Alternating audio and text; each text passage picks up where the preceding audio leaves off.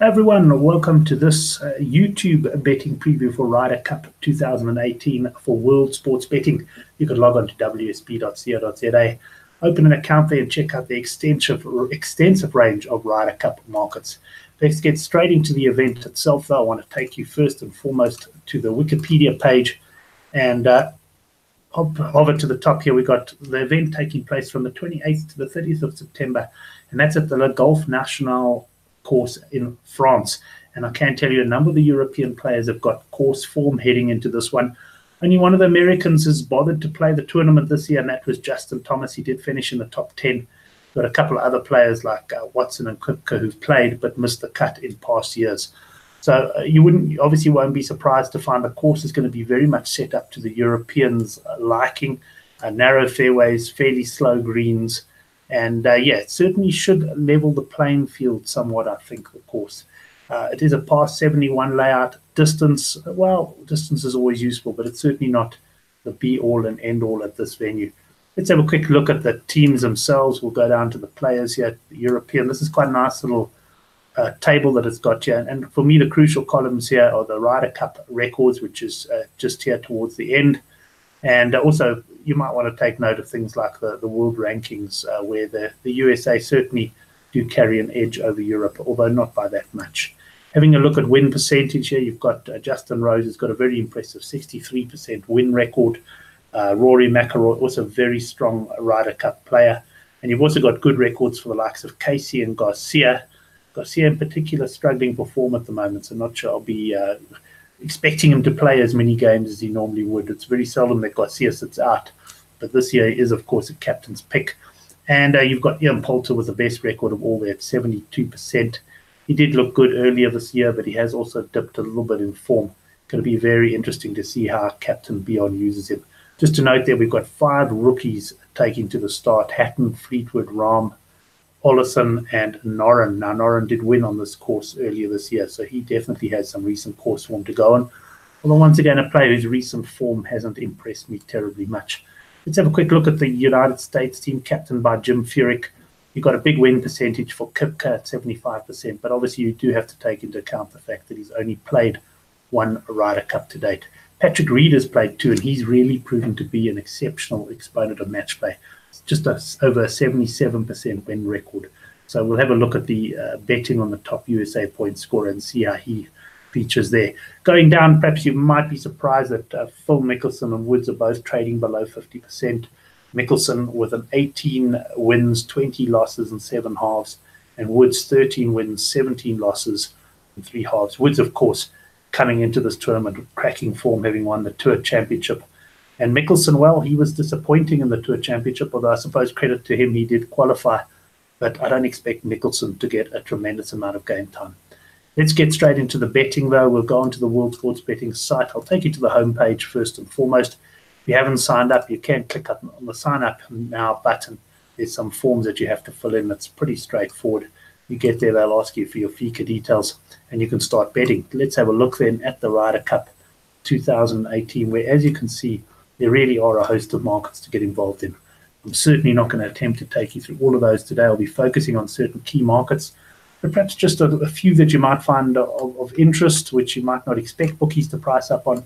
Let's have a look at the hole-in-one betting. We can get 1 to 8 if there's no hole-in-one, and 9 to 2 or 4.5 to 1 if we do get a hole-in-one.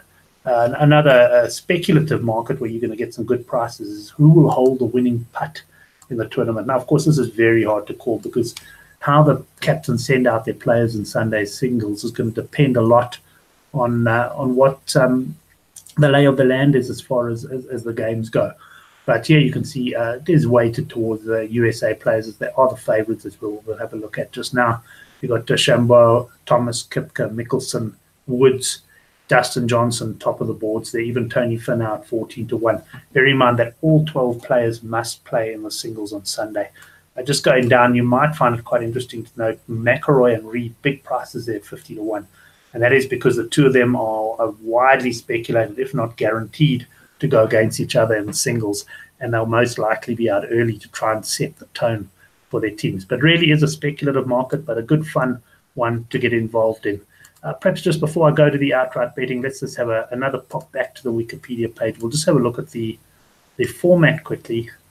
And so have a look. We've got format. Here we go. We've got foursomes and four balls on the Friday and the Saturday. So there's 4 matches in the morning, 4 in the afternoon. That means that 4 players do have to sit out from each team in each particular leg. We'll be having foursome matches in the morning. 4 ball matches in the morning. That's where every player's ball counts. So you play for yourself, and it takes 1 player to actually win the hole to score a point. And then you have the foursome matches in the afternoon. The foursome is areas where the US have tended to thrive, and that is alternate shots. So you get 1 player who drives, the other player hits the second shot, and then the guy who drives hits the third shot, and so on. And they do alternate tee shots. So those are the formats for Friday and Saturday, and of course the singles matches on Sunday, where all 12 players will get involved. Back to the betting. Let's have a look at the outright betting. And we've got the USA trading at 17-20, Europe at 13-10, and the tie at 12-1. Now, as I'm recording this at coming on 10 o'clock on Tuesday night, I can tell you there's been some betting movement today. Europe clipped in from 14-10 to 13-10, and the USA out from 8-10 to 17-20. So there is some money coming for the Europeans, and I'm not going to argue with it. I do think that Europe at home are going to be tough to beat, and while there's no doubt that on paper the USA are the stronger side, I think there are question marks over a few of their players, and I think the course setup is going to suit the Europeans quite nicely. I'm looking then to take advantage. I don't think I'll be getting involved at a much lower price, but I am looking to back the Europeans to win at 13-10. Let's just perhaps go have a quick look at another Wikipedia page which shows us recent history. And you can see that Europe have been very, very strong in recent years, winning 6 of the last 8 Ryder Cups, although they were badly beaten on American soil last time out by 17-11. Last time they played at home, they won fairly comfortably. And before that, in the 2010, another home game, they just edged the USA 14.5 to 13.5. Just a reminder, you need to get 14.5 points to win. And if it's 14 all, it is a tie, in which case the United States would keep the cup because they are the defending champions. So Europe have to get 14.5 points if they're to wrestle the Ryder Cup away from the US. Let's have a look at some other markets of interest, and in particular, I like the top European point scorer. So this is the player who finishes with the most points out of all the Europeans. So obviously the trick here is you want to get a player who's going to play quite a lot of golf. For example, you've got Hatton here at the bottom at 22-1. Now, Hatton may well have a great week, but there's a good chance he's only going to get into the action late on, and quite potentially only if some of his teammates don't go well. So that explains his price of 22-1. You've got FedEx Cup champion Justin Rose and Rory McIlroy would have really shown you their Ryder Cup records. They were excellent. And then you've got a pair of rookies in John Ram and Tommy Fleetwood. And I must say, I quite like the chances of these two. I think Fleetwood could well be paired with McIlroy early. And I like Fleetwood at 8-1. He's a guy who just strikes me as he'll be game for the match play. I've looked at his record on this course. It's actually very much hit and miss in that he's missed quite a few cuts, but he did win this event in 2017 in France. So he has got course form, and for me, Fleetwood's a very different player in recent seasons, and I expect him to be one of the top players this week. And in fact, he's the one I'm nailing up as my selection in the top European market, Tommy Fleetwood at 8-1. Let's go across and have a look at the top USA point scorer. Here we got Dustin Johnson, who finished quite strongly in the Tour Championship, but has generally been a bit disappointing of late. He's 9-2. And then my fancy Justin Thomas. Thomas is a Ryder Cup rookie, but he has played in the President's Cup where he did very well. And for me, he's a guy who's going to get plenty of golf this week. I wouldn't be surprised to see him play all 5 rounds. Going to be interesting to see who they're pairing with. Will they go with Jordan Spieth, who's a little bit off form, or are they going to find someone else to put him with, perhaps Ricky Fowler? Either way, I think Thomas is going to see plenty of action unless his game takes a surprising dip. He has been playing some good golf, if not winning as many tournaments of late as we would expect him to. And for me, Thomas is potentially the value. Just one guy to mention, of course, Patrick Reed. He has got an exceptional match play record. He's also the Masters champion, but he did seem to dip a little bit in form towards the end of the season, so not sure if I'm going to have him. Dashambour, there's lots of talk about him being paired with Tiger Woods. Now, if Tiger can sort of come back down from that high he's been on from the weekend. Of course, he can be a big run in this market, and if him and Bryson can get off to a good start together, well, you may well be sitting on a very good price with Deschambault at 11-1. But for me, I'm going Justin Thomas at 11-2. I will also be touching on some of the World Sports Betting promotions in a minute or two, and you'll see that applies to this particular market as well. That's it as far as my bets go. I'm going, and I'll show you a little summary now, but I'm going for those three markets. I'll certainly be having a look at daily bets as well. We've got the day one 4-ball scores. You're going to have the actual individual match bets as well. I guess another one just to show, we do have points matchups. This is now matchups between the players over the course of the tournament. Fleetwood versus Rahm, a pity for me actually that World Sports Betting have pitted these two together because I fancy both of them. But obviously if they're playing against each other, I don't really want to go against either.